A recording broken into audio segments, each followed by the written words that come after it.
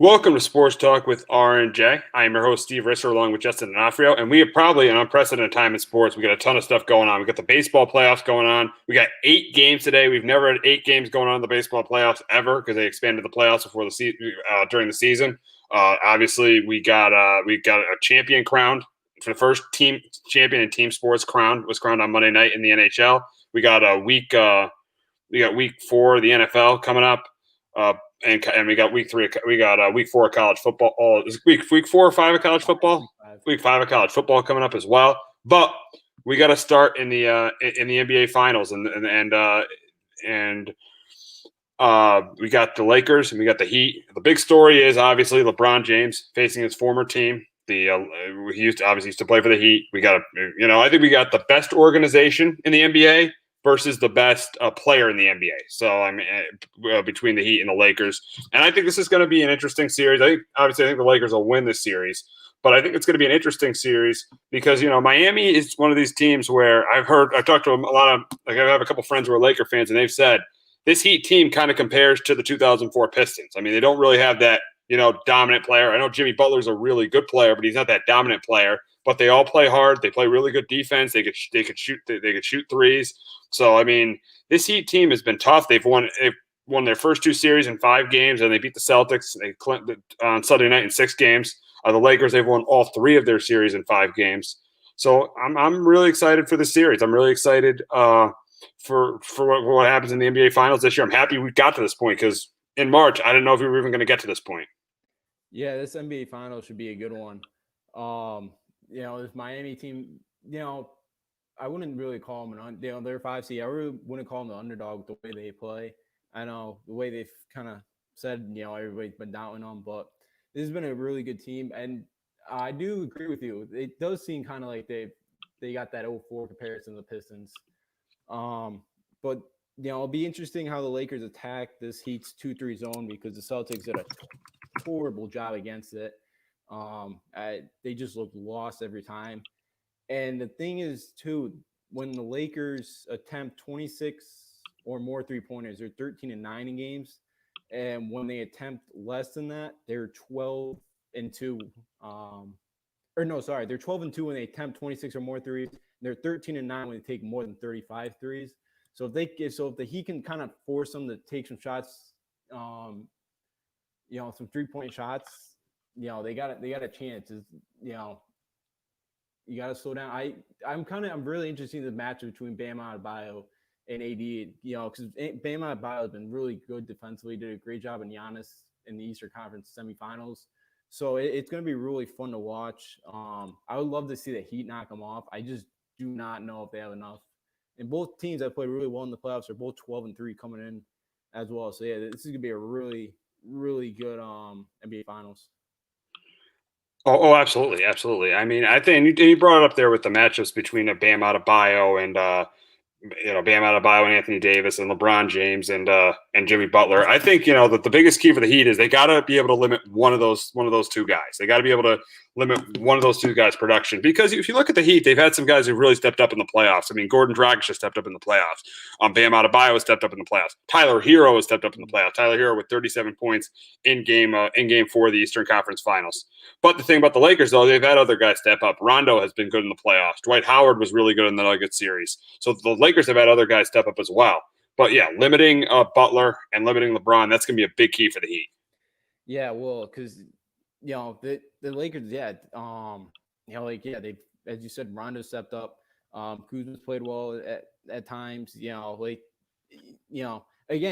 can't be, we're not, if you could slow one of those 2 guys down, the Lakers may not have another guy that steps up that night, and you could, kind of cruise your way to victory. But if you let those 2 get going, and kind of have to put more attention on them, then it definitely could open up for Rondo to have a big day, or Kyle Kuzma, or one of those guys. So if you can limit one of them and make somebody else beat you, I really, really do like the Heat's chances in this series. I don't like the Heat's chances. It's not because I don't respect them. I think they're the best organization in the NBA. But in the NBA, great players beat great organizations. And I remember in The Last Dance, Jerry Krause said organizations win championships. Organizations win championship, players don't. He's 100% wrong about that. great players win championships in the NBA. And in this series, the Lakers have clearly the two best players in the series with Anthony Davis and LeBron James. Yes, I really like this Heat team with Jimmy Butler and Bam and Dragic and Tyler Hero. But this Laker team with the two best players in the series, the difference is guys like AD and LeBron literally impact the game on both ends of the floor every night. Guys like Jimmy Butler, he's great defensively, but at times he's inconsistent offensively. And I think that's going to show up in this series. And that's why I like the Lakers to win this series. And I like the Lakers to win another 5-game series. I like the Lakers in 5 in this series. Yeah, I'm going to take the Lakers in 6. I think the Heat will, kind of keep some of these games, in the low 100s and be able to kind of steal a couple. But yeah, because I would, LeBron's going to be on Jimmy Butler more than likely. They're going to need, like a Tyler Hero, I feel like, to step up. They're going to need Duncan Robinson to play well. They're going to, and I don't know, Andre Iguodala hasn't played a ton, but he's a guy that's played in 3 NBA finals because not a lot of these guys have been in the finals before. Actually, Iguodala played well in Game 6. I know he had 15 points, but I think he could kind of be someone that kind of help this younger team of the Heat. But yeah, I just don't know. I don't think the Heat have enough firepower to beat the LA Lakers, and I think that's why the Lakers will win in 6. Yeah, I mean, it's going to be a 5 or 6 game series. I mean, you can't count a Pat Riley team out. I mean, Pat Riley's teams play really hard. As we look at the way the Heat were constructed this year with Jimmy Butler, that was a match made in heaven because he completely fits what Pat Riley wants to do. Yeah, the game has changed. These aren't the Riley Knicks that they could shoot the ball. These aren't the Riley Knicks that play really good defense and couldn't shoot. But this also is a team that defends really hard, that plays really, really hard, and a team that has some players too, has some really good young talent. I mean, with Bam Adebayo and Tyler Hero. This is a team that's here to stay. I mean, yes, the Heat. It's surprised that they're in the finals this year, but this is definitely a team that's here to stay. Oh yeah, they're going to be a force in the Eastern Conference for a couple of years now. The way they drafted Kendrick Nunn, which I know hasn't been a big force in the playoffs, but he had a great regular season. Duncan Robinson, the younger player. Tyler Hero is a rookie this year. Jimmy Butler, it's a 4-year contract, I believe, right? 4 or 5 years. So I think it's 4 or 5, yeah. So he's going to be here for another few years, So, yeah, they kind of have that young core and Bam Adebayo, too. So, yeah, they got that young core, and this team's definitely going to be around and a threat in the Eastern Conference for years to come. Oh, absolutely. Absolutely. And if you look at the Lakers, the time is now for the Lakers. I mean, they went out and made this trade to get Anthony Davis. They signed LeBron James because they wanted to win a championship. That's why the Lakers gave up Lonzo Ball and Brandon Ingram. They want to win a championship. So definitely there's much more pressure, in my opinion, on the Lakers in the series than there is on the Heat because they made the trade for AD and they signed LeBron so they could be in this position to win a championship. Yeah, Heat playing with how money Lakers got all the got all the pressure on them. Definitely, yeah. And this is look, who knows what AD is gonna do if he's gonna resign or not? Because this is it. He's a free agent.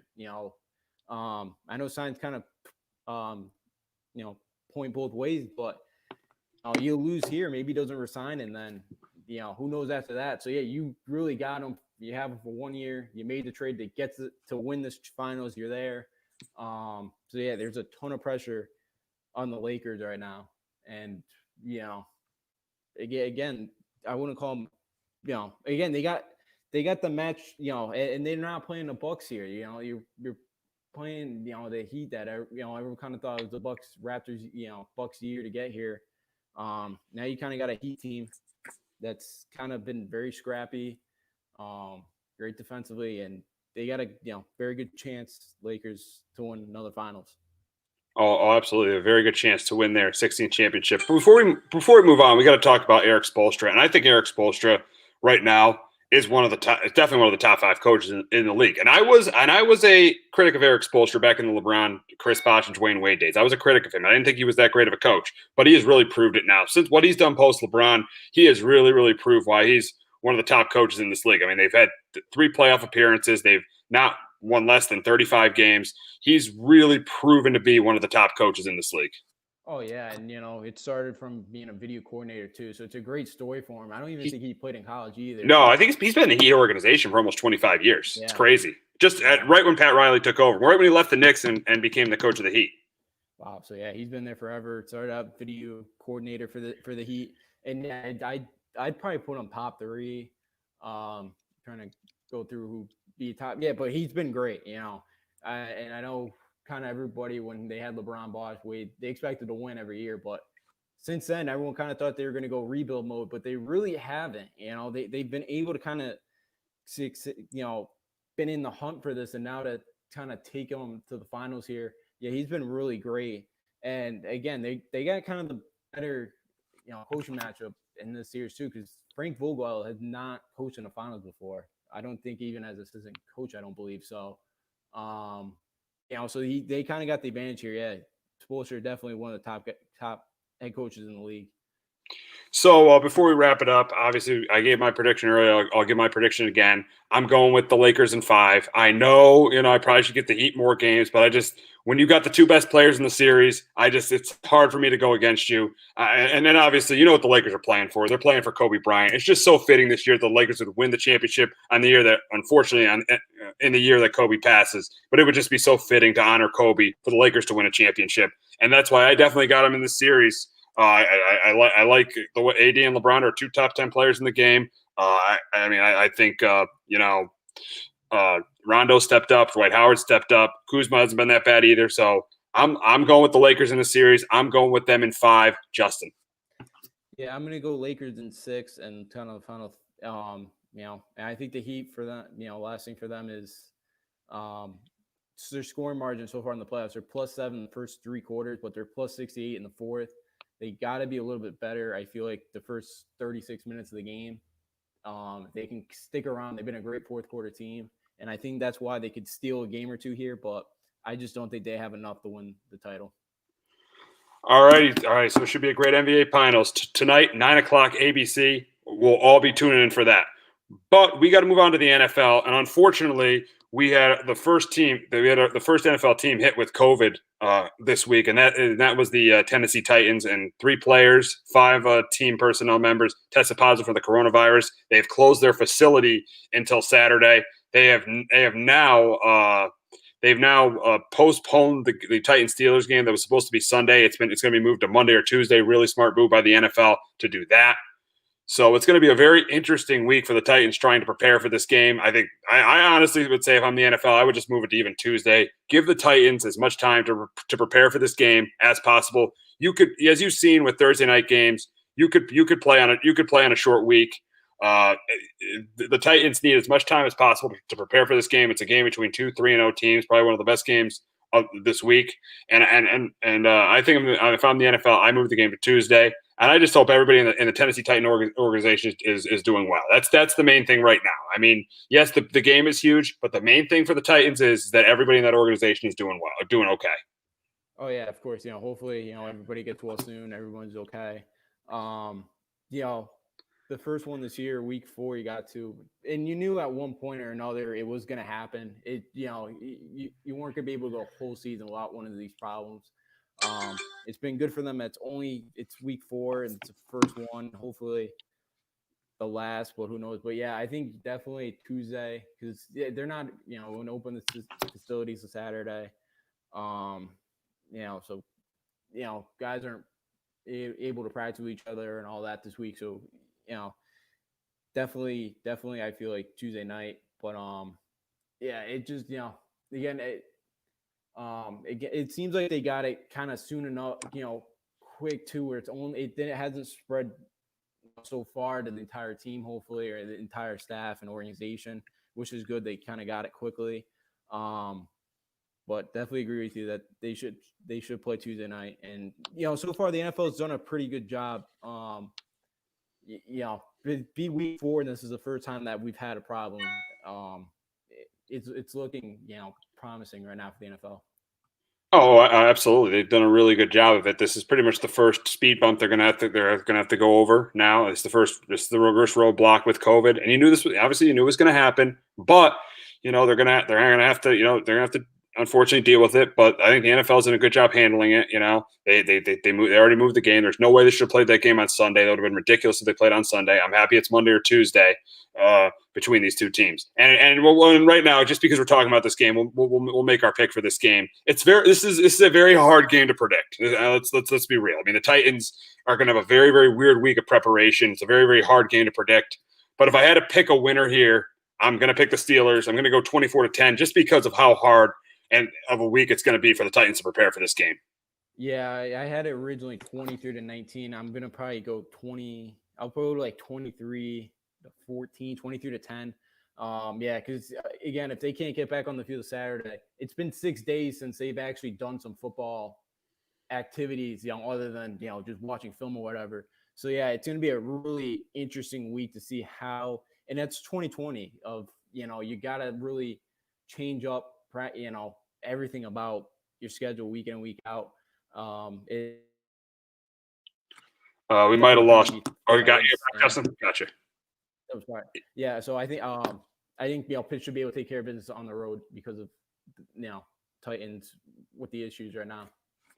Yeah, it's going to be a really, really difficult week for the Titans, but mainly I hope everybody in that Titans organization is doing well. That's the main concern right now. But we got to move on to the dumpster fires of the NFL, and that's the two New York teams. And we'll start with the one that's playing tomorrow night, and that's the New York Jets. And the Jets have just been absolutely disgraceful this season. In the first 3 games of the year, they have just been absolutely uncompetitive. I'm starting to get the point that this team, especially on the defensive side of the ball, because they got rid of Jamal Adams, and I think Adam Gase was a big reason why they got rid of Jamal Adams. I think they're quitting on Adam Gase. I think this team is quitting on Adam Gase. That's why Adam Gase needs to be fired. He needs to be out of there. And a lot of Jet fans are probably hoping they lose tomorrow night, so they do it. If the Jets lose tomorrow night, there's probably a 98% chance that Adam Gase is gone, and he needs to be. He's just been a complete disaster in New York. This team just has not responded to him. It's kind of surprising because he wasn't that bad in Miami. I mean, he had the 10-6 year in Miami. We got to the playoffs the first year.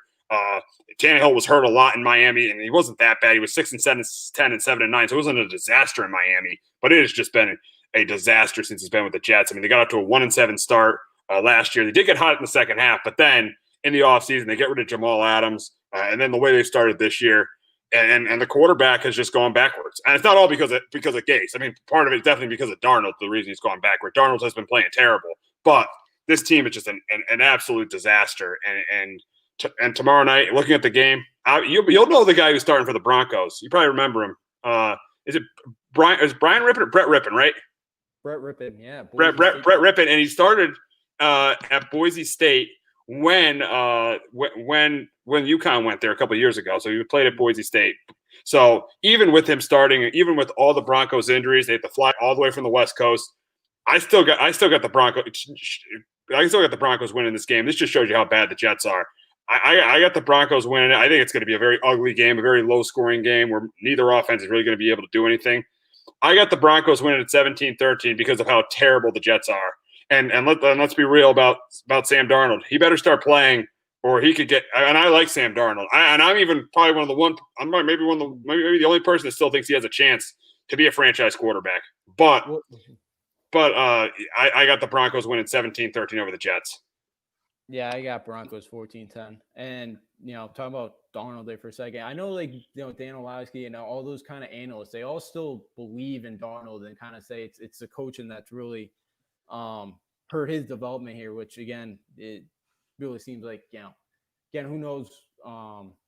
But, it's the worst start for the Jets since 1981. I think they're minus 57 the scoring margin. They're the only NFL team not to have a lead. He threw 2 pick sixes Sunday. Gase is in major trouble now. This team is just flat out awful. It just seems like they've quit. I know it sounds like Le'Veon could return next week, which could help the offense a little bit, but this team just seems like they've quit. And the Broncos right now, they have $53 million total of, all their players are injured right now, and $20 million more than the next team, which I think is the 49ers. So, and I still think on a short week, on a Thursday night, Blind East, I still think they're going to beat the Jets. I just think this team quit. I think Melvin Gordon's going to have a big – I know he showed last week in Tampa Bay, but I think he has a huge game on the ground, and I'm going with the Broncos. Yeah, it's just a disaster for the Jets. I mean, it's just really for the Jets. If they lose this game, Adam Gase has got to go. But we'll go to another disaster, and that's the New York Giants. And before we even get into their game against the Rams, we got to talk about what happened on Sunday, and that was an absolute disgrace. And this disgrace is on ownership and on Dave Gettleman. Dave Gettleman needs to be fired. End of discussion. That was an absolutely pathetic performance on Sunday for this team, and really go. This organization has been bad since 2013. I mean, it started with Jerry Reese. It started with Jerry Reese's drafts. Then it started with them, moving on from Coughlin too long, bad hire with Ben McAdoo. So that cost Reese and McAdoo. Then Reese and McAdoo get fired. Then obviously Gettleman gets hired, which I didn't think was a good hire. When it happened, I wanted Louis Riddick to be the GM. I did not want a guy who worked under Jerry Reese, who put the Giants in this mess, to be the general manager of this team. But that's exactly what the Mariners did. And then obviously last year, they always hire Pat Shurmur. Pat Shurmur gets fired. But really, to recap what Gettleman has done since he's been here, obviously the first thing he did, which was a humongous mistake, was he didn't get rid of Eli Manning. Eli Manning was done in 2017. They needed to get rid of him. That was end of discussion. They should have gotten rid of him there.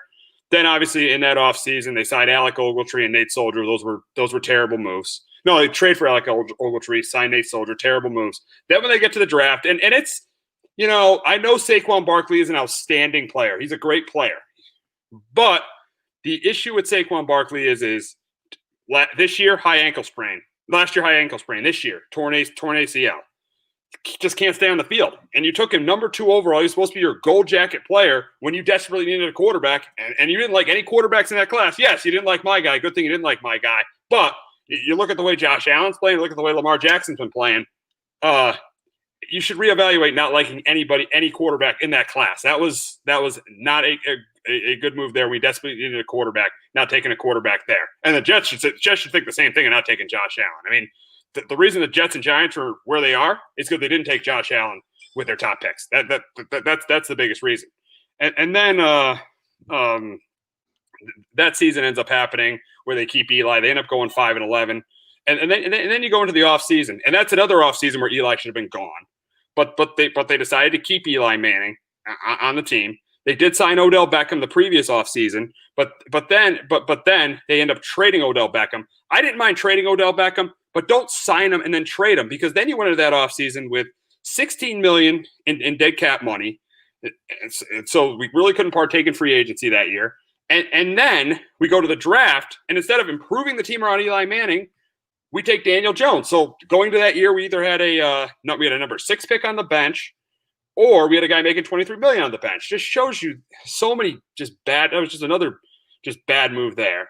And then you've seen some of the draft picks of Gettleman. I mean, you look at Will Hernandez hasn't been as good as he should have been. You look at obviously the DeAndre Baker situation. O'Shea Zimenez hasn't picked it up. B.J. Hill hasn't been that good. Lorenzo Carter's played better of late, but it's just the drafting just has not been good. The decision-making hasn't been good, and that's why the Giants are the second to worst team in the league. I'm not blaming this on Joe Judge. I am blaming this strictly on Dave Gettleman. Yeah, it's been a rough, and yeah, I agree. I think they and I know why they wanted to keep Eli around to be a Giant for life and all that. I understand that, but it has hurt the franchise since. And it's gonna hurt the franchise until probably for another few years, or another couple years of draft picks and just trying to get young and get better. So it's been a rough few years for Giant fans, and I agree with the old one was it's because I think you could have got that even if you never really re-signed them. I think you could have gotten pretty much the same guys that you got, but yeah, they definitely held on Eli too long. They missed out because it seems like Josh Allen and Lamar Jackson will be 1-2 from that class. It's and it, for organization too, that's been such a has been up there. I mean, from 2005 to 2012, this was a top organization in the NFL, and it started to slump from 13 to 15. and that's from 17 to now is now become a joke. It's a joke. It's a laughing stock of an organization. They have became almost as bad as the Knicks. That's how it is right now. It's crazy to think that way. Yeah, it is, but that I think because of the Jets, because I know the Jets are getting more heat. I know you guys are as well, but I think you guys would be a little bit thankful you have the Jets in the same park as you guys are now. But yeah, it's bad. Because this is been pretty much since their existence, they've kind of been one of the NFL's kind of top tier teams. They've always kind of seemed like they've been one of the better NFL teams. So it's bad for the sport too to see the Giants look this bad as they are right now. But yeah, and I think Joe Judge is the right coach. I've heard the rumors of maybe Gettleman retires after the season. There's no way he can be the GM after this year. And honestly, they probably should have just fired him last year, because now the problem is when you fire Gettleman, now you have a GM that didn't hire Joe Judge. So now the dysfunction still continues. You can't get a new coach and a new GM coming in together. They did get that with Gettleman and Shermer, but both those were bad hires. Yeah, they have. And then you get a new GM. Maybe he doesn't like Daniel Jones, and Joe Judge isn't Daniel Jones' guy. But do they think that they have their guy out there at quarterback, and do they move on from Daniel Jones? I don't know.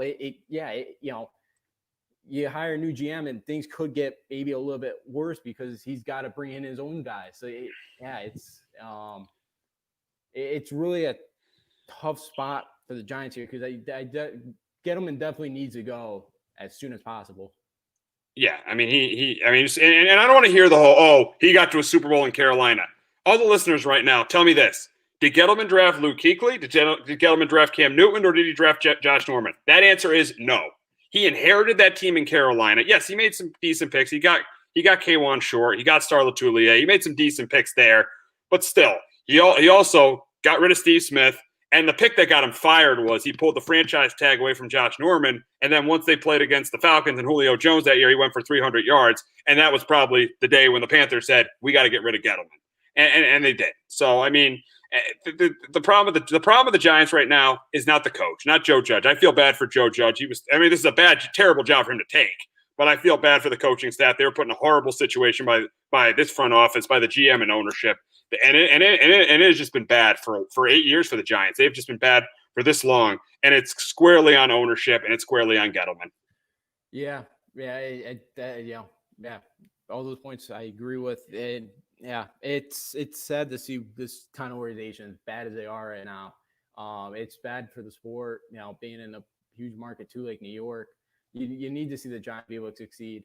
I do like Joe Judge. Jason Garrett's a great offensive coach, so I think you guys have the coaching parts in place. But when you don't have the players, it doesn't matter who the coaches are. Yeah, it doesn't, and it shows.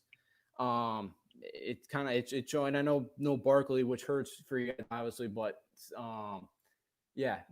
again, and then you get a new GM, and it's none of these guys are his guys, and you wonder if the coaches' jobs aren't on the line because of it. Yeah, it's such a tough and bad situation, and it's just been a total mess for the Giants, and it's unfortunate. And obviously I'm a Patriot fan, so I'm not the biggest Giant fan in the world. Oh no, I know. But I know this organization's had a lot of bright spots. It has had a lot of bright spots. In the early 2000s, it's disappointing that this franchise is where they're at right now.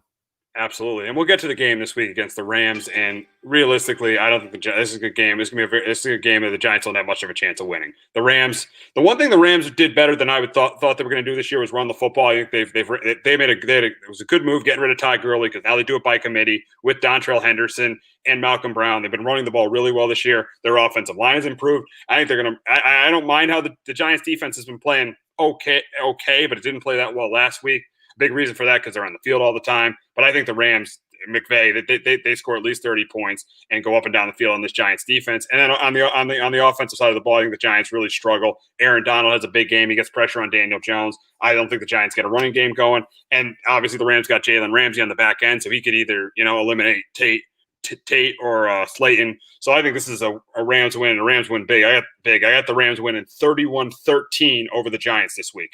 Well, I actually have the Giants going down 27-17, but of kind of hearing about Joe Judge and a couple weeks ago when he kind of restarted practice, I feel like this Giant team had a really, really terrible practice.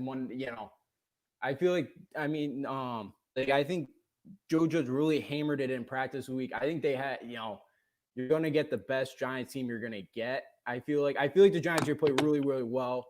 And I still, I think Aaron Donald's gonna have a big day. I don't know how you guys stop, be able to slow him down on the line. You guys didn't run any plays in the red zone last week too. Daniel Jones got to cut down on those turnovers. He's got to play much better. I think he does play a little bit better. I think he does, and I think the Giants lose by 10. I think they keep it close, and I think they're competitive in the game. We got your team in a big matchup at 4:25 on Sunday as the Pats travel to Kansas City to face the Chiefs. And I think this game is going to be a little bit closer than people think. And here's the reason why. Chris Jones might not play.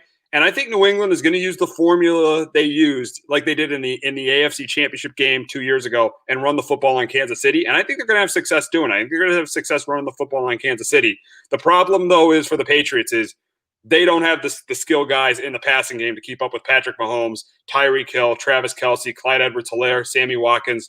They don't have the guys in the passing game to keep up with those guys. And I think the Chiefs, even though this will be a close competitive game, I think the Chiefs have too much in the passing game for the Patriots to compete with. And I got the Chiefs winning over New England 31-24.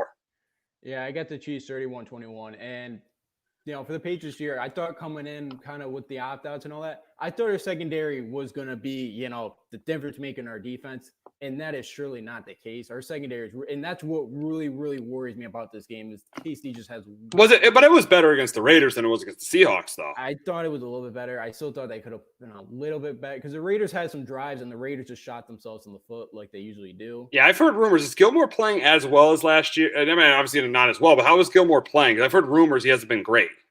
I don't think he's been that great this year. I think he was a little bit better Sunday, but I was really down the way DK Metcalf had, kind of beat him a couple times. He kind of got in his head, DK, and I haven't really been happy with, again, I know, I think he's been put a little bit better last week, but again, I don't think he was up to Gilmore's, skill. And two, Bill gave him a raise. I think he's getting $17 million now. So because he missed a week of practice because he wanted to upgrade or he wanted a raise. So I really happy with the way Sony Michel and Rex Burkhead ran last week. And I think it really Michel for him because JJ Taylor came in too and had a couple nice runs. I like him because he gives you that contrast because he's that speed back that could, he's got that breakaway speed when Michelle and Burkhead are both kind of more physical backs. But I think they're going to be able to just try to run the ball and just keep it out of Mahomes' hands. I just do not see our defense really having much of a chance to stop them. And New England made a couple bad throws in Oakland or Las Vegas. So, he kind of came down to earth a bit, I thought. But I just think going to KC, they're going to have fans. KC just too much for him. Absolutely. Moving on to Tom Brady and the Buccaneers, who host the Chargers this week at home. And I think this game is going to be a blowout. I think that the Chargers lost a really bad game last week against the Panthers where they turned the ball over 3 times. They should have won that game. The Bucs have a really good defense, and I think they're going to really have a big day against Justin Herbert. I think Justin Herbert's going to struggle in this game. I think he's going to be under pressure. I think the big thing, the Chargers, the reason they've been able to stay in games is they've been able to run the ball with Joshua Kelly and Austin Eckler. I don't think they're going to be able to do that in this game. I think the Bucs defense is going to force a couple turnovers. And I think even though Chris Godwin's not going to play, I think Tom Brady is going to continue to be really, really good for the Buccaneers. I think he's going to have a really good game. He had a good game last week, and he has another good game this week. And I think the Bucs have success running the ball with Leonard Fournette. And I got the Bucs winning this game. I got them winning it 30-13 over the Chargers.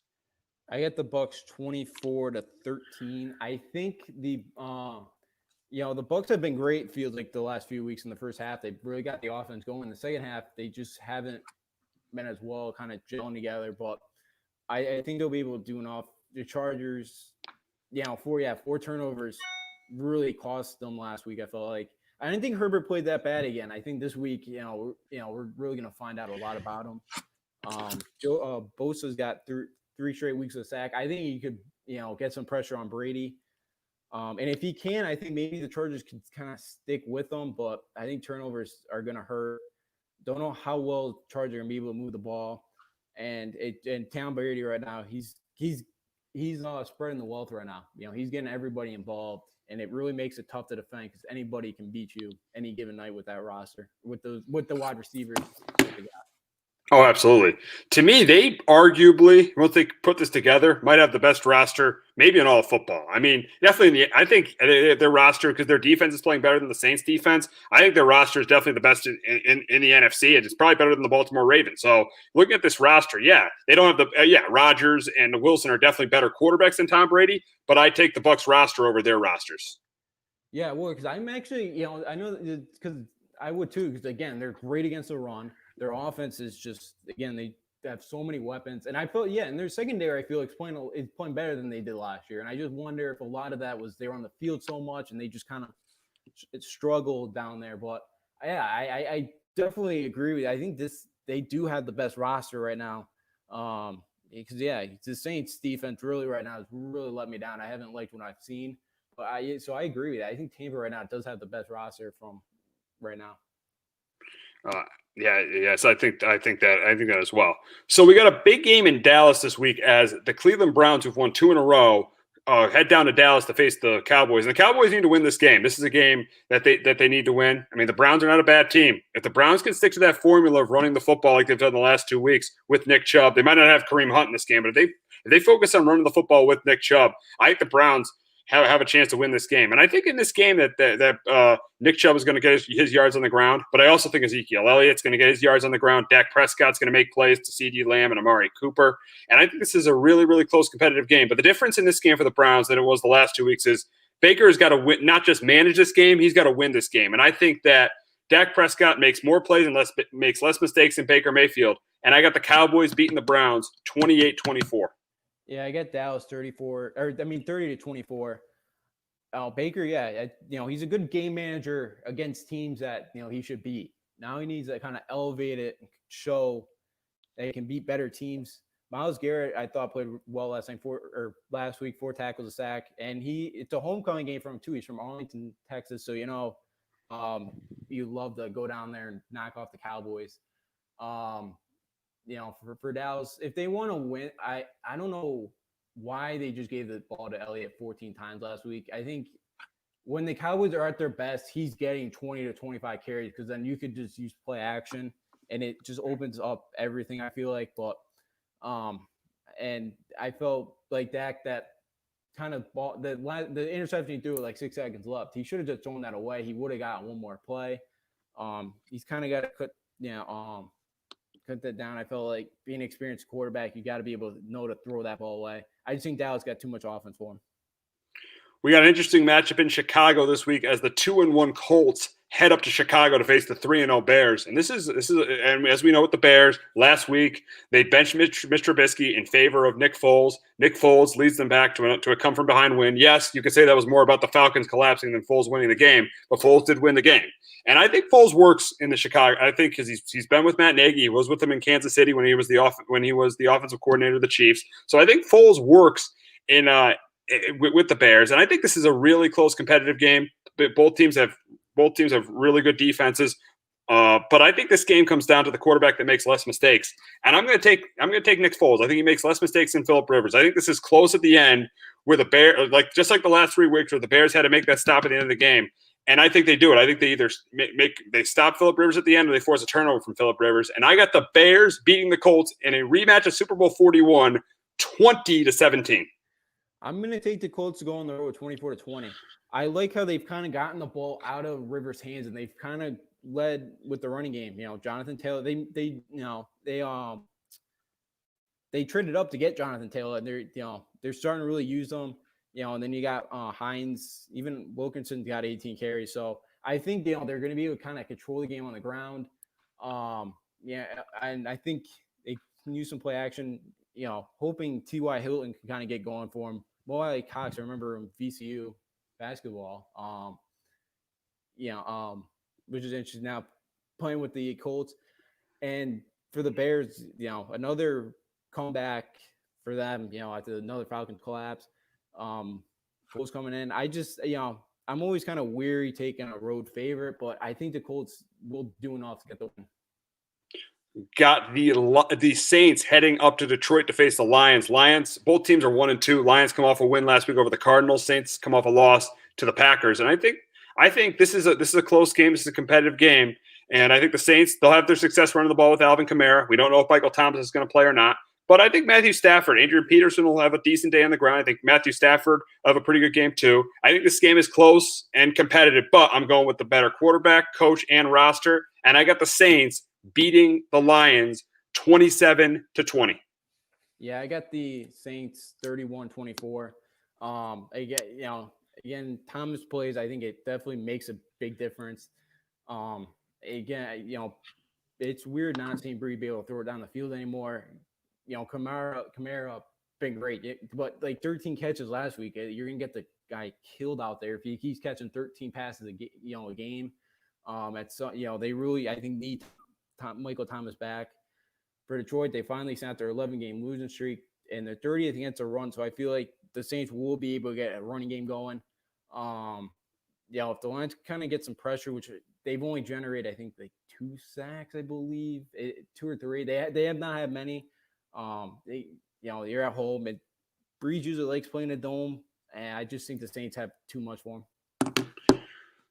We got an NFC matchup in Carolina as the Cardinals travel east to face the Panthers. And I think in this game, I think Kyler Murray bounces back. I think they get the run game going with Kendrick Drake. I think Kyler Murray gets the ball to DeAndre Hopkins. And I think for the Panthers, I think Bridgewater makes some plays, but the problem is Teddy Bridgewater, he really can't come back from big deficits. And I think the Cardinals will be leading this game pretty much wire to wire. And I think the Panthers will make some plays on offense with DJ Moore and Robbie Anderson. But I think at the end of the day, it's going to be the Cardinals winning this game. And I got the Cardinals beating the Panthers 27-17. I get the Cardinals 28-24. I think the Arizona had a slow start. And if the Cardinals really want to be kind of a contender here, they got to find a way to beat the Lions at home. And Murray cannot have 3 interceptions against that Detroit defense, especially because that secondary has been struggling all year. He was not great. I definitely do expect them to play better this week. But I think Carolina's going to keep it close for a while. I think they'll have a lead for a while. Mike Davis stepped up as a running back. They were 1 for 6 in the red zone 2 the last week for the Panthers. They really got to fix that issue. They got to clean that up. But I think Arizona's got too much for them. We got the Ravens heading to Landover to face the Washington football team this week. And I think this is the Ravens get-right game. I think this is their bounce-back week. I think, they get the ground game going. Just like they had trouble on the ground on Monday night. I think they get the ground game going with Ingram, with J.K. Dobbins, and with Gus Edwards, which means Lamar will have a pretty good day through the air, and I think he has a pretty good day on the ground too. And I think on the defensive side of the ball, I think the Ravens defense forces a couple turnovers from Dwayne Haskins. I think they get pressure on them. They force a couple turnovers. They shut down the run game. And I got the Ravens winning this by a couple scores. I got the Ravens beating their crosstown rivals 27-13. And for the Washington football team, the confidence of Dwayne Haskins is going down. Yeah, I got Baltimore 30-14. And Ron Rivera kind of called them out saying he's got to play better. It feels like he's got to be more, because it feels like at times he's been good, and then at times he just then he throws a turnover. And it's a bad, and he has bad plays. He's got to kind of clean that up.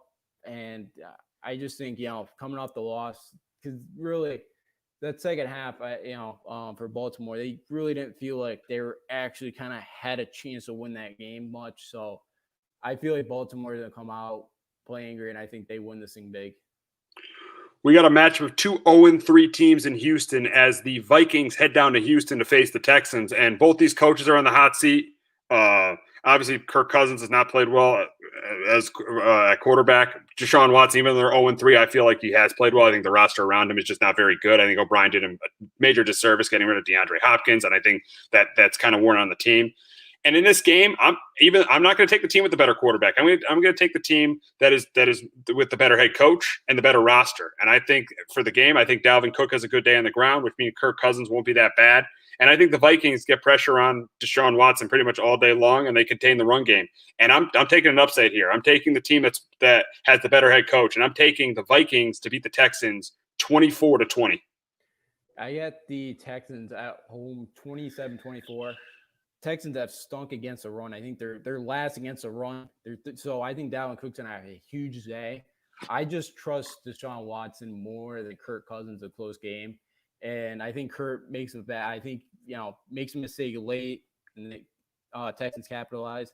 I thought both teams looked better last week than they have previously, which is a good sign for both. Justin Jefferson really stepped up, and he looks like he kind of take that number 2 role. And maybe it kind of gets Adam Thielen going a bit too now that you kind of got to pay some attention to Jefferson. I just think right now, I think Houston's. I just think Houston at home is going to be able to get it done. We got an AFC matchup in Cincinnati as the Jaguars head up to Cincinnati to face the Bengals. And I think this is another really close game. I think the Jaguars have success on the ground with James Robinson. I think Gardner Minshew has a good day. And I think for the Bengals, I think Joe Mixon has probably one of his best games of the season because the Jaguars have trouble against the run. And I think Joe Burrow has a good game, getting the ball to T. Higgins and A.J. Green and Tyler Boyd. And I think this will be the first win of Joe Burrow's career. He was close last week and then in a tie against the Eagles. But I think this is the first win of Joe Burrow's career. I got the Bengals beating the Jaguars 27-24. I got pretty much the same score, but I'm going back to my Jags this week. I think they get them 27-23. I think both quarterbacks are going to play really well just because both defenses are not great. I agree too with Joe Mixon because he always seems like a second half type of guy, but they really need him to get going for all 16 games. I think James Robinson for the Jags is going to have a really good game, and I think and if the Jags can get any sort of pressure because both teams actually offensive line haven't been great, but I just think Jags will be able to go on the road and get the win. We got a interconference game in Miami as the 3-0 Seahawks face the 1-2 Dolphins, and I think this is going to be a closer game than people think. I think this is going to be a fun game. The Seahawks are probably going to be without Jamal Adams, and they're going to be without Chris Carson too, so they'll have some trouble running the ball. So I think this game's going to be back and forth down the field. I think Russell Wilson has a huge day, even though the Dolphins defense has played pretty well last week. That was Gardner Minshew. This is Russell Wilson, so I think Wilson has a huge day. And I think Ryan Fitzpatrick has a big game. I think he's played really well the last 2 weeks, and I think this continues. I think Fitzpatrick continues to keep Tua off the field. I think he has a really good game. He gets the ball to Mike Gesicki. He gets the ball to Devontae Parker. I think this game is up and down the field. It's tough to play in Miami because of the heat. But I do think the Seahawks are going to win it. I got the Seahawks winning 34-27 in a really exciting game. Yeah, I got Seattle 31-27. I think, because Seattle defense really struggled. Patrick looked really good last week. So I think Miami's going to be able to move the ball, be able to score some points against Seattle. But Miami's just, and I thought Miami's defense looked a lot better last week than it has the last few weeks. But I still think they're not going to be able to shut down Russell Wilson. I think DK, Tyler Lockett are going to have big days. But Seattle's defense has really got to get better. They're giving up almost 500 yards a game. They really got to clean that up. But Seattle should go on the road and get the win. We got an NFC matchup in Las Vegas, and this should be another really fun game between the Bills and the Raiders. The Bills, Josh Allen is playing great for the Bills. They obviously the trade to get Stephon Diggs was a great trade, and I think in this game the Bills offense has a really good game. I think Allen gets the ball to Stephon Diggs and John Brown. I think they have success running the ball with Devin Singletary and Zach Moss if he plays. But I do think the Raiders score some points too. I think they have Derek Carr has a bounce back week this week and has a big week. And I think Josh Jacobs, because the Bills defense has not been that good, especially the last 2 weeks. I think Josh Jacobs has a good week on the ground. I think Derek Carr gets the ball to Darren Waller. And I think the Raiders put up some points too. But in the end, I got the Bills winning another close one. I got them winning 31-27. 28 over the Raiders. Yeah, I get the Bills 28-24. Now, I saw this a little bit ago. The Raiders right now are under NFL investigation right now for possible violation of the league coronavirus protocols. So I guess Darren Waller had a foundation at Las Vegas, I think Sunday night. And I guess Derek Carr was there with Nathan Peterman, Jason Witten, and Hunter Renfrow. And I guess most of them were not wearing masks, and it was kind of a public event. So I don't know if they're going to be able to play. I don't know. I still think Buffalo's going to be able to win the game. I think, they're going to, Buffalo's going to be able to score a lot of points. I think Raiders offense keep them in it, but I got the Bills winning at 28-24. We got the Sunday night game between the 0-2-1 Eagles and the 2-1 49ers. And let's be honest, I don't care how many guys. I saw it firsthand last week. I don't care how many guys the Niners have out.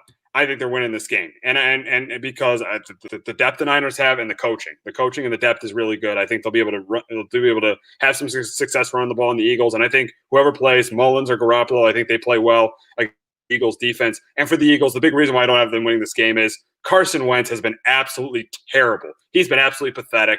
I think he struggles again against the Niners, even though the Niners will have some guys out on defense. They might get some guys back. We're not sure yet, but I think he struggles in this game. And I got the Niners continuing to make the Eagles winless. I got the Niners beating the Eagles 23-13 on Sunday Night Football.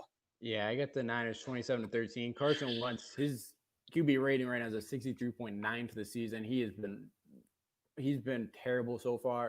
And I wonder if he's kind of one of these guys. I don't know, he's been with the Eagles for a few years, but I wonder if he's one of those guys that right now has just struggled for not having, the preseason games and just kind of get going with his wide receivers. I don't think that's the case because he didn't play in the preseason the last couple of years too. No, he hasn't. So yeah, then I didn't know that, but then maybe it's not that. But again, I don't think they should make a QB change yet. That's not why they drafted Jalen Hurts. But he's really got to be better. And this defense too, they've only got one takeaway through the first 3 games. I just don't know how you beat you tie the Bengals at home. And then you have that false start in the game. And when you have a chance to win a game-winning field goal, that's inexcusable. And that's on coaching. That's on Doug Peterson there. Yeah, it is. It definitely is. And I don't know why they still didn't go for on 4th down. I figured you still got a chance, especially because Randy Bullock's not going to, Randy Bullock's not a great kicker. But anyways, I think Niners going to be able to do what they did last week against the Giants. I think they're just going to keep the ball in the possession. They had it for over 40 minutes. I think they're going to do the same thing Sunday night against the Eagles.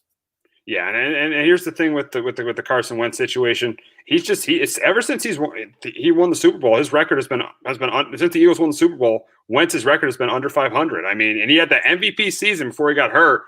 Maybe it's in his head, not being there when they won the Super. I mean, he was there, but not playing when he won the Super Bowl. But it's just yes, he had that great run in December against the NFC East, but since then, he's just honestly been, an above average to average quarterback. And this year, average quarterback, and this year he's been a terrible quarterback. So I don't know what's going on with Carson Wentz, and it may be in his head, but he's got to step up or Jalen Hurts is going to be on the field in a couple of weeks.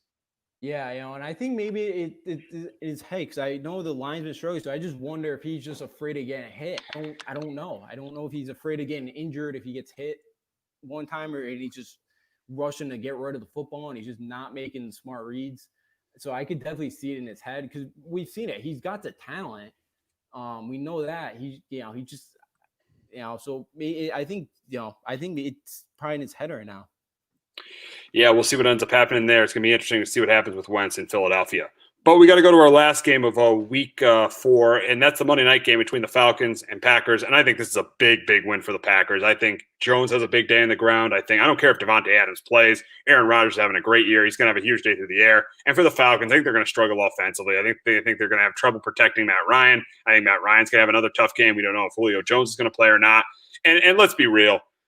Dan Quinn, there's no way Dan Quinn should have a job. And he shouldn't have even had a job in the second half of the year last year. He should have been fired in the middle of the season last year. It is inexcusable to lose the 2 games that they lost. I mean, they should easily be 2-1 and they're 0-3, and that's on coaching. Dan Quinn should not be a head coach in the league anymore. He needs to be fired.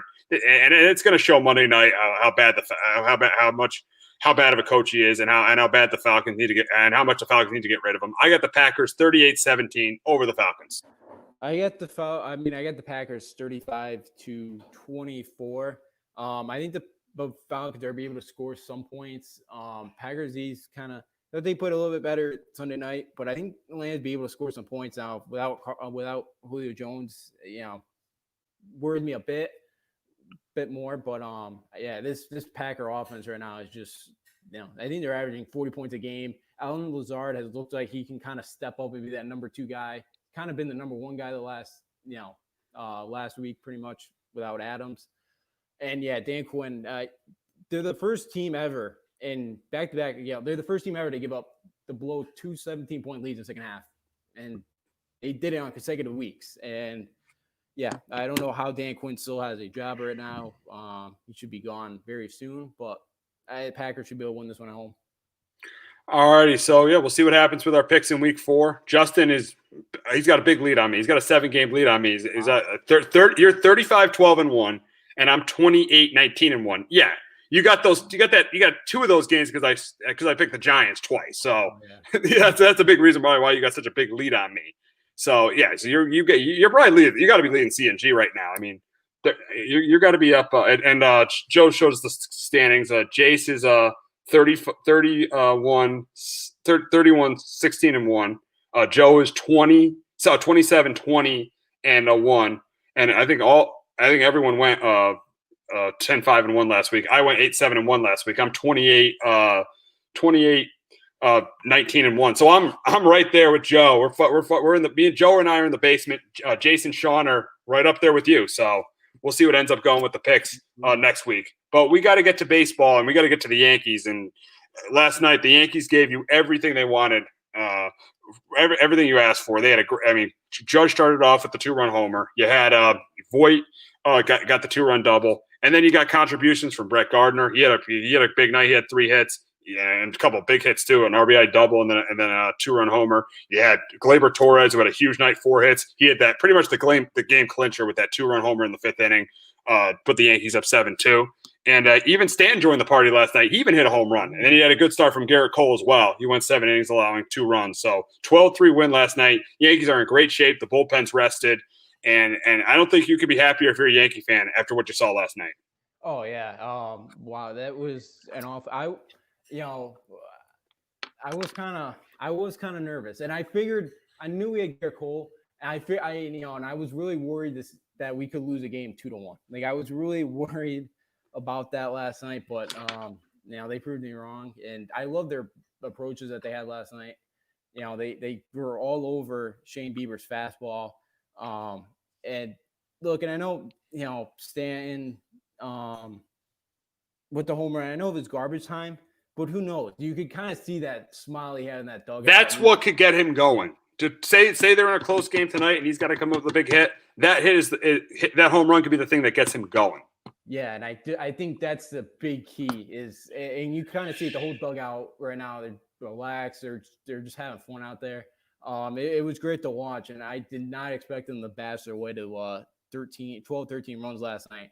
And it was great to see Garrett Cole. He pitched great, 12 strikeout swinging. He had electric stuff. The only guy that really got to him was Josh Naylor, but other than that, great. And one thing from tonight I did hear, which does worry me about Tanaka, is the winds are supposed to be 20 to 25 miles per hour. And we know with Tanaka's, pitches when it's windy, they kind of tend to stay up and stay in the middle of the zone. So I am a little bit, that kind of concerns me a bit, but at least if he doesn't have it, and that's the issue, at least the bullpen is well rested. But look, they're sitting in a great spot right now. Oh, absolutely, absolutely. I mean, tonight they got Tanaka going up against Carlos Carrasco. The bullpen well rested, so Tanaka doesn't have to go long. I mean, he really all he's got to go is 5 innings. So you got that bullpen rested with with the Chad Green, with Ottavino, with Britton, with Chapman. That bullpen is all rested and ready to go. So you don't Tanaka doesn't have to give them a ton of innings. Cole did that last night. He did his job last night. Tanaka doesn't have to go that far. And this lineup was just clicking last night. I mean, it was everyone. Everyone contributed. Even Hicks, who didn't get a hit, at least he got a walk. So I think everybody pretty much got on base last night for this lineup. So this team last night showed you the team that I picked to win the World Series and you picked to win the World Series. Oh, they definitely did. That looked like the Yankees team that we thought we were going to see for all 60 games, and we got it last night, and it was great to see. And yeah, it just seems everybody right now it's kind of a rhythm. And I don't know, and I show this before. Did you want Frazier or Gardner to start last night? And honestly, to me, it didn't matter. In a way, I was leaning towards Frazier because I think he's the better player, but the way the matchup was with Gardner being a lefty going up against Bieber, I didn't mind it. I think Gardner had a great night last night, so you can't question playing Gardner and Higashioka too. I mean, I think when Garrett Cole pitches, you got to have Higashioka behind the plate. I don't mind sitting Sanchez at this point either. Yeah, I was kind of with you there. I kind of wanted to see Frazier, but I knew with the righty-lefty matchup, Boone was probably going Gardner, and you guess he made the pretty good move. You can't really question that. And yeah, with Higashioka, again, I think of it too as you definitely need him behind the plate for Garrett Cole. But I just, even with how bad Gary Sanchez has been, you're still more worried about him as a pitcher than Kyle Higashioka. And look, I think if Gary can just, again, if you vice versa him with. Oh, we might have lost you. I got it. Who knows? Maybe that could keep. Okay. You good, Justin? Yeah. All right. Yeah, I'm good. I was just saying, Gary could kind of, if you switch plates with him with Stanton last night, Gary hits that homer, and who knows? They kind of, they get going. Gary could kind of be that he needs that spark plug to get going, but again, they got to kind of make that move. You feel bad for Gary because we've seen that he can hit. He's one of the best catchers in the game when he's on, but he just hasn't been all year. No, and that's why he's sitting out in the playoffs, and rightfully so. That's why he's sitting out in the playoffs. But I got a good feeling with Tanaka on the mound, he's going to be in the lineup tonight. Yeah, more than likely. I think we're probably going to see him, and hopefully he can get a hit or two and get going. With the rest of the team. You look at the pitching matchup tonight, Tanaka against Carrasco. I think tonight the Yankees are going to close it out. I think Tanaka doesn't have to go that far in the game. I think the Yankee lineup is going to continue to hit Carrasco. And I also think that the bullpen is going to do a really good job. That bullpen started to find its form late in the season. I think it continues to find its form. And in my opinion, the Yankees close it out tonight. Yeah, I agree with you. I think so. Tanaka's got the career. He's got his postseason ERA is under 2, so he's been great in the postseason. The bright lights don't bother him, which is great. Do worry about the wind a bit, but Carrasco, I've heard at times this year has left his fastball up in the zone. He's kind of missed his spot. So if that's the case, Yankees could really hopefully jump on that. And I think the Yankees kind of got it because Zach Plezak's been really good. I know he would be his first postseason start. But I think he should be able to close it out. Yeah, and the interesting part, if it does go to tomorrow, the Yankees haven't announced a starter yet. I mean, Joe, correct us if we're wrong. I've checked on ESPN. The Yankees haven't announced a starter yet. So that if it does go to tomorrow night, it definitely can get intense. But I feel like J.A. Happ should be the starter if the Yankees lose tonight. But I think the Yankees aren't losing tonight. The way they're playing, I think they're sweeping Cleveland. Yeah, I think they should be able to. I just seen what happened. What happened last night. It just seemed I definitely agree with you. They should be able to take care of business, and I think it should be Garcia's been good. Montgomery's been up and down. I think you got to go with the experience of Happ, and he's pitched pretty well. I know he's kind of had 1 or 2 bad starts, but you got to you'd have to go Happ. As Joe just put up, leaning towards Happ, but Garcia under consideration. Mm-hmm. So I agree. I think it should be Happ tomorrow. Yeah, so I think the Yankees close it up tonight. We'll see what they do, but we got to go on to another series, and the other American League series, the team the Yankees would play if they move on, and that would be the Rays or the Blue Jays. And the Rays, Snell had a great game last night, pitched 5 1/3, I think he didn't give up any earned runs. Morgrock got that big home run in the 7th inning. The Rays were able to beat the Blue Jays 3-1. Interesting move by the Blue Jays. They did not pitch Rue in Game 1. They're pitching him tonight in the elimination game. I don't know if I really agree with that. I think now you're facing elimination. You want in a 3-game series. I think you want to get Game 1. And that's why I think the Rays were smarter pitching their ace in that game. But I think the Blue Jays still have a chance with Rue and Walker pitching games 2 and 3. And last night was a competitive game. So I'm nervous about the Rays as a Yankee fan, but I do think the Blue Jays could give the Rays a series. Yeah, I agree. I definitely think that Andre Rue should have started yesterday. It put the pressure on Tampa Bay because they've never been a favorite. They're always the underdog. Now you're the 1 seed. They're in a different position than they usually are. But yeah, with Tyler Glass on the mound tonight, since 2019, he's 3rd lowest for opponents or for batting average. Hitters are only batting 193 against him, so he's been really, really good. If he kind of, keep the walks down, I think the Rays should be able to take control tonight. But I could definitely see Toronto being able to steal this one because Rue's been good for him, and he's kind of been in the spot in the postseason before. Absolutely.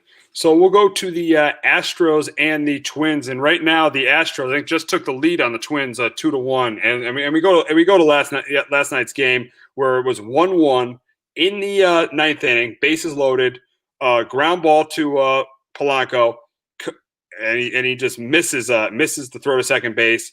The Altuve gets the walk, and then Brantley gets the big hit. Astros take a 4-1 lead, and they end up winning it. And the one thing that surprised me, too, is Dusty stuck with Valdez. He didn't go to Ozuna. He stuck with Valdez.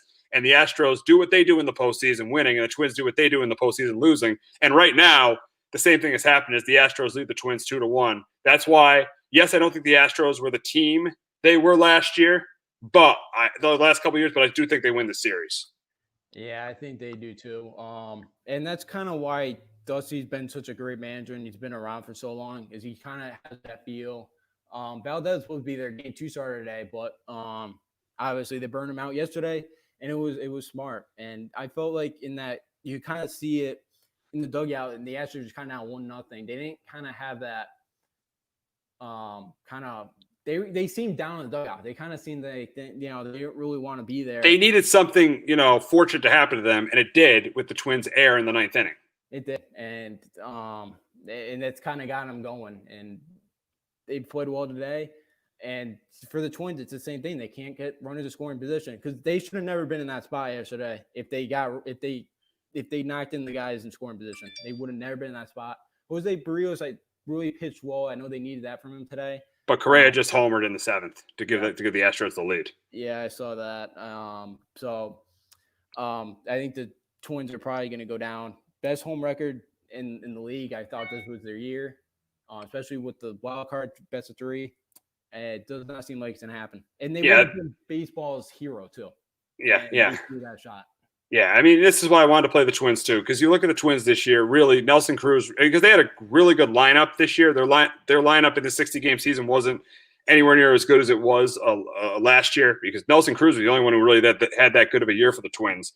And because the reason they won the division was because of their front end starting pitching with Maeda and Barrios and their bullpen. That's the only reason they won the AL Central. So I was not impressed by either of these two teams. Even the Astros. I think the Astros are not the team they were. They don't hit the way they have the last 3 years. I think they were lucky to win the game yesterday, and they're just beating a team that just doesn't know how to win in the postseason. And that's why I really wanted the Yankees to play the Twins, even though they'll probably beat the Indians. This is why I wanted the Yankees to play the Twins too, because the Twins just don't know how to win in the postseason. The Astros, yes, they're not as good. They do, and that's why I think they move on.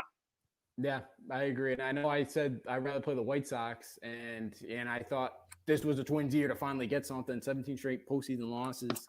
Figured this would be the year for him. And I should have probably been more worried about the White Sox and Twins because, Astros have been here the last few years. The Twins have as well, but they just cannot find a way to win. They just tighten up and they lock up, and it's, they can't find a way to win. And speaking of the White Sox, they got a great performance yesterday from Lucas Giolito. I mean, 7 innings, a one earned run, and obviously they got the big hit from their MVP. Got the 2-run homer from Jose Abreu, won the game 4-1, and I think they win this series. They got Keuchel on the mound tonight. The A's are not good off. They're not good offensively. A lot of guys have had down years. Matt Olson, Matt Chapman, they've had down years for the A's offensively.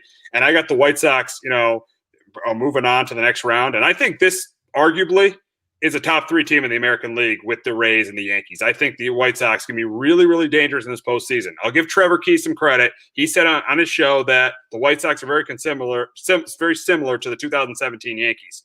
I think he's right about that. I think the White Sox are a dangerous team going forward.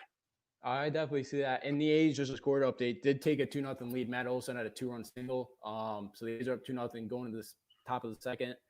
I definitely see that they're a year early. They have a lot of young talent. Kind of putting house money here, going to Oakland. And right now they got the 1-0 lead, and Lucas Giolito was brilliant yesterday. A lot of fun to watch. And I think it hurts the A's too in the series that Matt Chapman is out. And I think the A's, a big problem with them is I think in the postseason, you need that superstar to kind of help you get them to the edge. And they just don't have that guy ever. And I think that's what always costs the A's something. They don't want to pay big time talent. It's been Billy Beane. It's what Billy Beane's been doing for years. He doesn't want to pay big time talent. He plays this money ball, and unfortunately, money ball just doesn't win championships. It can get you to the postseason, but it doesn't win championships. Yeah, and it's been their problem because they have not advanced. I don't think since the last time they ALCS I think was 06, and before that I think it was 01, I believe. So. They haven't had a ton of success in the postseason. I understand why I know they're a small market team, but you gotta be able to keep one of those guys, homegrown guys, to stick around to help you. I know it's baseball, but so you do need a superstar to help you get over the top. Absolutely. Going to the National League, we got the Dodgers and the Brewers, and I think this series is going to be an easy 2-0 sweep for the Dodgers. I think the Dodgers got the pitching, and I think the Brewers are clearly the worst team in the playoffs because of the year Yelich has had. He's had a down year due to the 60-game season. Yeah, I'm definitely all over the Dodgers. And Devin Williams, the Brewers, that rookie reliever who has like an under 1 ERA, is out for the series, so that also puts a damper in the Brewers to have any chance. Definitely Dodgers 2-0 sweep. Interesting series here. You got the Padres and the Cardinals, and I would take the Padres pretty easily, but the Padres have 2 starting pitchers out, so that's going to be interesting in this series. But in the short series, I'm still taking the superstar in Fernando Tatis Jr. and the Padres over the Cardinals. I think the Cardinals lineup is really going to miss Marcell Ozuna in this postseason. I think that was a big reason why they got by the Braves in last postseason. So I got the Padres. Moving on, and let me tell you, if it's Padres-Dodgers in the division series, I'm really looking forward to that series. Yeah, that'd be a fun one to watch. And Joe puts up a good one. Padres prepare for a familiar playoff foe. If you remember back in the early 2000s with the Padres, back in the Trevor Hoffman, Jake Peavy years, they faced the Cardinals twice. Cardinals beat them both times in 05 and 06. Yeah. So Padres want to get by because they're 0-3 all time against the Cardinals in the playoffs. So they love to get them. No Clevenger, no Dustin Lamont. Really, I think hurts it. But I think the Padres, I feel like this is their year. I feel like they have a shot this year to win it. I know they have a bright future ahead of them, but I think the Padres are going to be able to get this thing done in 3. The Cardinals have struggled at times to score runs, and that could be quite possible in the series. We got the Reds and the Braves, and they're playing right now. And the Reds got bases loaded, 2 outs against the Braves, 0-0, top of the 11th, and a great pitchers duel today between Trevor Bauer and Max Fried. Outstanding pitchers duel, 0-0, top of the 11th inning, and Mike Moustakas is at the plate. So we'll see what happens. We'll see what happens there. But for the series, Braves got to win this game, or I don't think they win this series because I just love the Reds pitching with Luis Castillo, Trevor Bauer, and Sonny Gray. I think the Reds are going to be a really tough team in a short series, and I'm going to go with the upset here. This is really my one big upset pick. I'm going to take the Reds to go on to the next round and upset the Braves. I'm with you. I really like And Moustakas just struck out bases loaded. Oh, base load, man. There goes my prediction right there. Because I guarantee you the Braves will walk off in the 11th. They got top of the order. Acuna's, they're walking off in the 11th now. They're going to walk off. So right when I make the prediction, the Reds are going to win the series. They're going to walk off in the 11th, guaranteed. That would seem to be my luck too, because I'm with you too with the Reds. I think top to bottom, 1, 2, 3, the Reds have like the best three guys that you could start here in the postseason. And I know, and the Braves just got to find a way to get that bullpen, because their bullpen's been really, really good this year. I just don't know if they're going to be able to find a way. The one thing that worries me is the Reds have struggled to score runs. 60% of the runs have come from the home run ball. And clearly you're kind of seeing it today. They haven't been able to hit the home run ball. But I still think the Reds will do enough to get by, get by the Braves. And I think they could pull it off. Last series, Cubs and Marlins playing right now. Kind of what we expected, 0-0 in the fifth inning. Both teams have really good pitching. I think the biggest reason the Marlins got here was because of their pitching. I mean, I saw Alcantara pitch the other night against the Yankees. He's a really good pitcher. Lopez is a good pitcher too. What a great story for the Marlins to get to the playoffs. John Mattingly should be the NL Manager of the Year. He's done an outstanding job with the Marlins. They had to deal with the COVID issues, to start the season. We didn't even know if the Marlins were even going to have a season. And now they're in the playoffs. So an outstanding job by Don Mattingly this year. And for the Cubs, you would think the reason the Cubs would make the playoffs is because of their offense, and it's not. Rizzo and Bryan and Baez have all had down years. The biggest reason they're in the playoffs is because they're top two starting pitchers, Kyle Hendricks and Yu Darvish, and they're in a 0-0 game right now. And I just got to go with the team with more experience in this series, and I'm going to go with the Cubs to beat the Marlins in this series. Yeah, what a job by Miami and Derek Jeter to get to this point. And the future's gonna break. They got a lot of young talent on that team, man. So it's kind of just beginning here for the Marlins. Chris Bryant has really struggled. His first 32 games, he had 2 home runs and 5 RBIs. His last 2 games in the regular season, 2 home runs and 6 RBIs. So that could be a nice sign for the Cubs fans. Yu Darvish having a big year. He's kind of not. Attacked his own this year. He hasn't done that the last few years. He's a Cy Young candidate. I just think the Cubs have. Yeah, we might have. Miami's never lost in series. Yeah, it's crazy. It's a crazy stat because in '97 they made the playoffs and won the World Series, and in 2003 they made the playoffs and won the World Series. And I tweeted something the other night that the last time they were celebrating on the Yankees diamond was when they won the World Series in 2003, and that was the last time they made the postseason. So yeah, you never know with the Marlins, especially in 2020. You expect the unexpected. Oh yeah, definitely. I would love. I wouldn't mind seeing the Marlins win another one. Be great for Jeter, but yeah, who knows? Who knows in the postseason? Yeah. So we'll see what happens there. Should be a great day of baseball. 8 games, first unprecedented 8 baseball games. All the playoff games are today. So that it should be an outstanding day of baseball. But we gotta go on. We gotta move on to some college football, and we got some really good matchups this week. A couple top 10 matchups. We'll start with a matchup in Texas between TCU and Texas. And Texas really struggled last week. They got down to Texas Tech. They were down 2 scores late in the game. I was texting Justin saying Tom Herman might get fired if Texas loses this game. And then Sam Ehlinger brought them back, and they came back and won. And I think this week Texas wins this game by a couple scores. I think that Sam Ehlinger has a big week. Yeah, TCU might score some points because no one plays defense in the Big 12. But I got Texas winning this game, and I got Texas winning it by a couple scores. I got Texas 38-27, but don't say nobody does. Gary Patterson is. I know. I get it. I know. But Gary Patterson's defense did not look great. They gave up 212 rush yards against Iowa State, who, again, is going to be one of the top teams. I know we'll talk about them in a minute. But I think Texas is going to struggle early. And I don't know if you were watching the Fox kickoff show. Urban Meyer was saying he loves this hire of Chris Ash because Chris Ash was Urban Meyer's D coordinator at Ohio State. And, again, I think Chris Ash, is he a Texas Chris Ash? Yeah, he's now the Texas defensive coordinator. So Urban said this is, great hire for Tom Herman. I think it will be. Again, I think they had a lot of new pieces on the defense. They didn't have a ton of practice, obviously, with everything going on. So I would, again, I hope that they kind of get better, and I think this defense will get better. And I think the other thing for Texas too last week was they had 10 penalties, too many. Then that Texas Tech team, again, really showing Houston bats and you gave up 56 to them. It is really concerning. I think TCU keeps it close early, but Texas should be able to win this game. Got an ACC matchup as the Tar Heels head up to Chestnut Hill to face the Eagles of Boston College. And yeah, BC's 2-0, but I don't think they've really played anyone. And I think even though UNC struggled in the first half against Syracuse, I think the game will be close for a half. But I think UNC pulls away in the second half and wins by a couple scores. Yeah, I think UNC. I think they keep it closer than what people think. I think it's 30-21. I got Tar Heels. This Boston College team, I saw them play Duke. Their first game of the year, they absolutely did anything they wanted to the Duke Blue Devils. And I was like, okay, maybe Jeff Hafley's the guy here that can, the last few years of the Big East where they were 8-9 win team.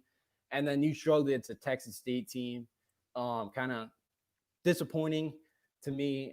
Phil Jurgovich, the Notre Dame transfer at QB for BC. For North Carolina, I expect Sam Howell to play a lot better. They turned it over a couple of times against Syracuse. Their defense played well. They held them under 200 yards, and they kept Syracuse. They got Syracuse off the field on third down. Syracuse was 4 for 19 that game. I think North Carolina should win this game. We got an American Conference matchup down in Dallas as number 25 Memphis faces SMU. And this is a matchup of two really good quarterbacks, Brady White for Memphis and Shane Buechele for SMU. And I think this game is backing down the field, high scoring, fun to watch. But I'm going with Memphis to win a close one over SMU. I had SMU pulling it off the upset 41-38. I don't know if you remember last year's game, college game day was at Memphis, and there was that wild 54-48 win. I could definitely see them putting up over 100. Who won? Memphis knocked them off last year. Okay, yeah. That was a top. I think both teams are top. They were a top 25 matchup. Memphis kind of been off now for a month since Arkansas State. And I think, Sean Dyke's a guy to watch out for. He's their top receiver. 10 catches for 137 yards their first game. Their defense, if their defense could force some turnovers, get some stops, they have a really, really good shot to win this game. SMU, Shane Buechele, they're averaging 50 points a game. And if their defense can make some stops, they can win this game as well. This is going to be a shootout, not a lot of punting. And for SMU, the last thing too, TJ McDaniel and Usain Bentley, they're both kind of share the backfield. They're both small speed backs, tough to bring down. So I think SMU is going to be able to pull off the upset just because they played more games and they kind of got a rhythm of going right now. We go to the big games of the week, and we'll start with Texas A&M heading to Alabama to face Alabama, number 13 A&M, number 2 Alabama. But I think this game isn't going to be that close. Texas A&M really didn't impress me against Vanderbilt. They only scored 17 points. Kellen Mond didn't play that well.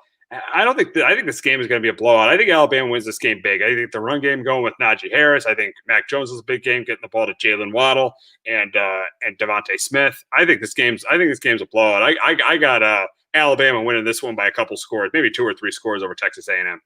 Yeah, Texas A&M. I thought this would be a dark horse for the college football playoff. I've been high on Kellen Mond, but I'm at the point where I'm starting to really give up on Kellen Mond. He did not play well Saturday against a Vandy team that's kind of very inexperienced and not very good. Them and Arkansas could go winless in this conference, and you only beat them by 5 at home. Really does worry me. And again, you watch Alabama, they didn't miss a beat out there. And 16 of the 19 points they gave up was all in guard. It was all in the fourth quarter when all the backups were. So, and Nick Saban still was not happy with their defensive performance. So this could be a really long day for Texas A&M. I think they play a little bit better, and I think Alabama wins this 34-17. The biggest game of the week, and this is Auburn heading to Georgia. Number 7 Auburn, number 4 Georgia. I think this is going to be a really close game. I really like what I saw out of Bo Nix last week. I think he's improved this year, running the football, throwing the ball. I really like what I saw out of him. And with Georgia, the problem is that was a close game with Arkansas for a half last week. Yes, they pulled away in the second half. They haven't announced who their starting quarterback's going to be, but because they're at home in a really, really, really close competitive game, and Bo Nix really hasn't won a huge game. Yes, he did beat Alabama last year, but that was with Tua out. Bo Nix hasn't won a huge game in his career. I'm going to go Georgia really, really close over Auburn. Yeah, I'm going to go 24-20. Bo Nix really struggled last year. They were down 21-0 in the fourth quarter in Georgia. They scored 2 touchdowns late. Believe he threw the ball 50 times too, which is not Auburn's formula to win. They really like to get their backs involved and be able to kind of be very balanced. Sean Shires and DJ Williams could not really get going. They only had 49 rushing yards last year against them. They got to be able to get going against that Georgia defense. You know, because everything I hear about Bo Nix is he'll answer all the right questions in the QB room. He knows all the answers. The thing is, when plays break down, he panics and he just is not smart with the football at that point. And he makes mistakes. That's the one thing they got to cut down. Georgia can get to the quarterback, which does worry me. JT Daniels was cleared this week. Stetson Bennett, who, you know, before Jamie Newman opted out, was the 4th string, a former walk-on, comes in. They played much better in the second half. They brought in Todd Monken as a new OC. He was at Oklahoma State. So kind of bringing a different offense to this team. But I think Georgia's going to be able to pull this one out at home 24-20. Last game we'll talk about, it's a Big 12 matchup. Oklahoma trying to bounce back from their loss to Kansas State last week. They face Iowa State, matchup of 2 good quarterbacks, Spencer Rattler and Brock Purdy. I think this is going to be a close, high-scoring game, but I'm taking the Sooners over the Cyclones. Yeah, I got the Sooners this one, 30-34. Defense, obviously, still an issue. They blew a 21-point lead in the third, fourth quarter last week. Disappointing. I like Spencer Rattler for, you know, his second start and really his first one against an actual team. The 3 picks were not great. Again, I think he still saw more. And for the last 3 quarterbacks OU's had, again, we're going to kind of see some struggle out of him at first. But I think he's going to be a really good quarterback, you know, once he gets going here, gets some more playing time. But Brock Purdy, it definitely, I think not too many people talk about Brock Purdy. He was better this week or last week against TCU than he was week 1 against Lafayette. They really struggled. This team's got nine guys back on defense. They were all their defense categories last year. They were they're all under 50 besides third down. They were 89th and getting off the field on third down last year. They got to clean that up. And the tight ends too. They got 3 tight ends who they like to go to. I think that could kind of be a mismatch here, if they can kind of get in the ball against OU. But OU has not lost back-to-back games, regular season games, since 1999. I think Iowa State's always a tough place to go to for ranked teams, but I think Oklahoma should be able to pull this one out. Yeah, it should be interesting to see what happens between those 2 teams. But we're going to wrap up the show talking a little bit of hockey, and they are the first team sport to finish since COVID-19 came down. And we congratulate the Tampa Bay Lightning on winning the Stanley Cup. They won 2-0 over the Stars in Game 6. And for the Lightning, they've been knocking on the door so many years. Conference final in 2011, the Stanley Cup Finals in 2015, Conference final in 2016, Conference final in 2018, and they finally won the Cup. Yeah, you know, great for them. Got first one since 2004. You know, again, I think, you know, obviously they won it, so they've been the best team. But I think just watching all the hockey, I think they were the best team in the bubble since they got there. I really like the way they came out and played. They really wanted it this year. They didn't care if it was going to be in a bubble or be in Tampa. They wanted the Cup. And you know, it's great for them. Steven Stamkos, their captain. Finally wins a Cup. Yeah. Though in the 1 shift he played, he got a goal, and then he got hurt again, unfortunately for him. But yeah, great story. Victor Hedman was the MVP. He had 10 goals and 14 assists. Brady Point had 14 goals. Again, and they kind of still got some youth. And Victor Hedman right now, I think, you know, the best defender in the game. You know, good for the Lightning get their second Cup. And because we're Ranger fans, we got to talk about this. Hendrik Lundqvist, the Rangers are buying out Hendrik Lundqvist's contract. He's going to be done as a Ranger, and he had a great career. Probably one of the best Rangers I've ever seen. He's definitely a Hall of Famer. He was the big reason why the team had so much success from 2011 to 2017. I mean, he was the big reason they made that Cup run in 2014. He was the big reason why they got to the conference finals in 2012 and 2015. So Hendrik Lundqvist had a great career with the Rangers. I mean, it's sad to see it come to an end, but he is definitely a Hall of Famer. Oh yeah, no doubt. First ballot Hall of Famer for him. This one really hurts because this was kind of the one Ranger I kind of grew up watching. And they just traded Mark Stahl 2 away to Detroit this past weekend. It is going to be really weird not to see Hendrik Lundqvist in a Ranger uniform anymore. And it's kind of ironic. The day they buy out his contract is September 30th, and that was his number. I don't know. I kind of saw that, and kind of ironic, but you can't, kind of hoping that he would still be on the team. I was kind of hoping for a miracle, but it is what it is. And Lundqvist such a big part of those playoff runs. And I feel like doing that cup, that especially in the Stanley Cup, the one game he won, he kept them pretty much in all 5 of those Stanley Cup games with his effort against that Kings team. But a guy I'm gonna really, really miss. I loved watching Lundqvist for so many years. Yeah, he was a great goalie. But that's going to wrap it up this week on Sports Talk with R&J. For Justin D'Onofrio, I'm Steve Risser. We'll be back next week talking about the baseball playoffs and Week 5 of the NFL season. Have a great